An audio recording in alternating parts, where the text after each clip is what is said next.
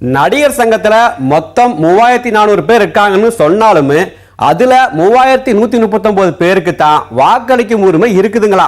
இப்போதைக்கு 1500 ஓட்டுக்கு மேல வாங்கினா வெற்றின்னு ரெண்டு பக்கம் பேச்சா கிடக்குதுங்களா சொல்லிக்கிறாங்க. நாடக நடிகர்களா இருக்கிற 1175 பேரும் வெளியூர்காரங்களா, அதுல 241 பேரு நேரடியாவே வந்து ஓட்டு போட போறாங்களா. அவங்க எல்லாம் விஷாலனிதான்னு பேச்சா சொல்லிக்கிட்டாங்க.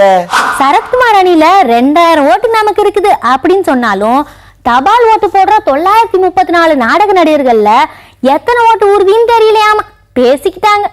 இது இப்படி இருக்க இடையில நடந்த சில குழப்பத்தால 150 பேரை தகுதி நீக்கம் செஞ்சுட்டாங்களாம்.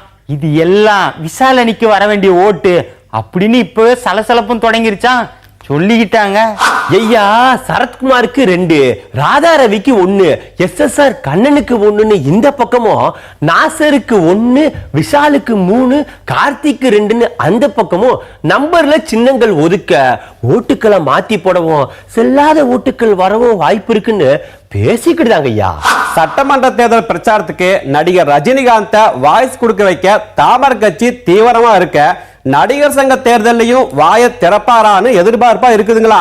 ஆனா அவர் ஓட்டு போட வந்தாலே போதுங்க அப்படின்னு இன்னொரு பக்கம் பேச்சுங்களாம் சொல்லிக்கிறாங்க.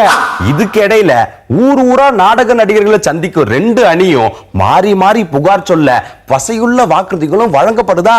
ஏன்பா இதெல்லாம் சாத்தியமான விவாதமும் நடக்குதா சொல்லிக்கிட்டாங்க. தயாரிப்பாளர் சங்கம் தங்களோட ஆதரவை சரத்குமார் அணிக்கு அப்படின்னு வெளிப்படையா தெரிவிக்க சில தயாரிப்பாளர்களும் இயக்குநர்களும் தங்களோட ஆதரவு விஷாலுக்கு கொடுத்துருக்காங்களாமா. அது மட்டும் இல்லாம சத்தம் இல்லாம வேலையும் நடக்குதாமா பேசிக்கிட்டாங்க.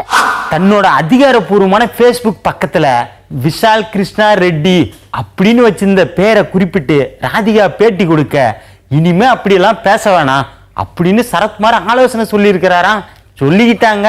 ஐயா, இதுக்கிடையில சின்னத்திரை தயாரிப்பாளர் சங்க தலைவரா இருக்க ராதிகா சரத்குமாருக்கு எதிராக சில பேர் காய் நகர்த்திட்டு இருக்காங்களாம். அதுக்கு சின்னத்திரை தொழிலாளர்களோட ஊதிய உயர்வு போராட்டத்தை கையில் எடுத்திருக்காங்களாம் பேசிக்கிட்டாங்க ஐயா.